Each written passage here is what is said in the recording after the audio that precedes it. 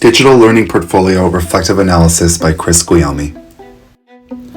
In this reflective analysis, I will explore my personal vision of teaching and learning developed during Foundations 2 of my digital learning portfolio, integrating theories of learning, teaching, classroom management, and assessment within the Ontario context. I aim to develop instructional practices that support student learning by incorporating appropriate technologies and tools across subject areas. Additionally, I will emphasize the role of continuous reflective practice in fostering professional growth and aligning my vision of teaching and learning with professional practice. The overarching question that guides this analysis is, what mental image of effective teaching and learning will guide my practice as an educator?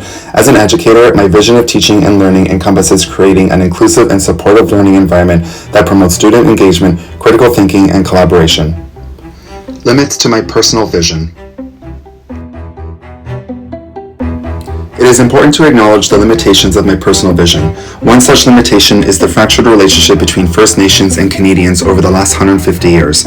Recognizing this historical context, I aim to incorporate Indigenous perspectives and teachings into my curriculum to foster understanding, reconciliation, and respect among all students. In week 2 of my personal statements, I reflect on the importance of bringing Western views and Indigenous views together in order to provide a more comprehensive learning experience for my students. In doing so, I also enable differentiated instruction so that all learners are accommodated and have the opportunity to learn. In week 4 of my personal statements, I reflect on inclusivity for all marginalized students in Ontario and the work that still needs to be done in order to create a safe and inclusive space for all students. Student engagement. To maximize engagement, I embrace inquiry-based learning approaches. By encouraging students to ask questions, explore, and construct their own knowledge, I aim to cultivate curiosity and a deep understanding of the subject matter. I will facilitate meaningful learning experiences that encourage students to connect new information to their prior knowledge. In week 1 of my class readings, I reflect on various engagement strategies that focus on open-ended and inquiry-based questions as practiced in term 1 of my practicum. I ensure that my students make connections between lessons and real-life experiences.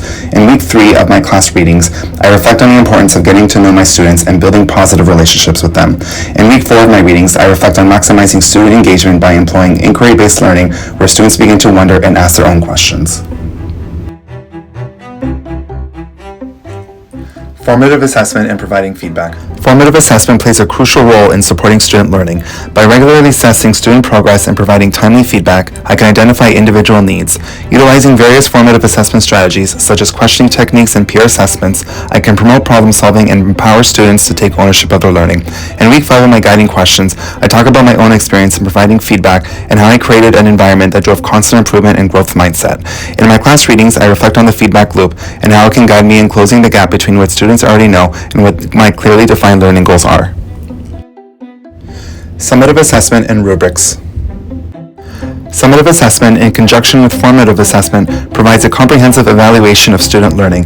By designing clear rubrics aligned with learning goals and Ontario curriculum expectations, I can ensure fairness and transparency in the assessment process.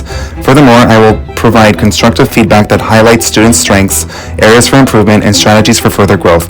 In week 6 of my guiding questions, I make reference to growing success and how teachers use their professional judgment to assign value to achievement. Effective rubrics describe to students how they can improve.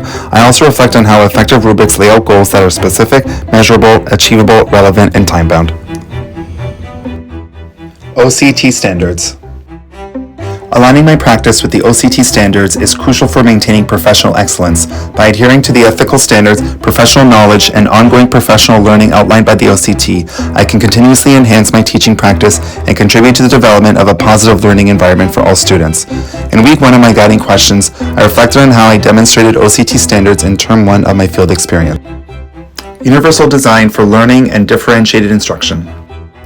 Recognizing the diverse needs of students, I will implement UDL principles and DI strategies. By providing multiple means of representation, expression, and engagement, I can create an inclusive classroom that accommodates diverse learning styles, abilities, and preferences. DI will allow me to tailor instruction and assessment to meet individual student needs, ensuring equitable opportunities for all. In week 3 of my guiding questions, I reflect on both the similarities and the differences between equity and equality, and how they can inform UDL and DI. Lesson planning and unit planning. Effective lesson and unit planning are essential in achieving instructional goals. By incorporating backward design principles, I will start with clearly defined learning outcomes and design engaging learning experiences. By integrating appropriate technologies and tools, I can enhance student learning and foster digital literacy skills across subject areas. In week 1 of my personal statements, I reflect on how lessons may not always go according to plan and that it is important to be flexible. In week 8 of my guiding questions, I talked about my learnings from unit planning this term and the importance of creating meaningful culminating tasks. Conclusion.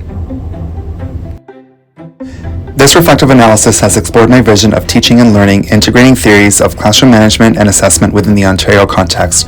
As referenced in week 7 of my personal statements, my goal is to create a positive classroom environment that is inclusive, emphasizes relationships, and setting high classroom expectations for a place of learning. By embracing continuous reflective practice, I aim to refine and align my vision with professional practice.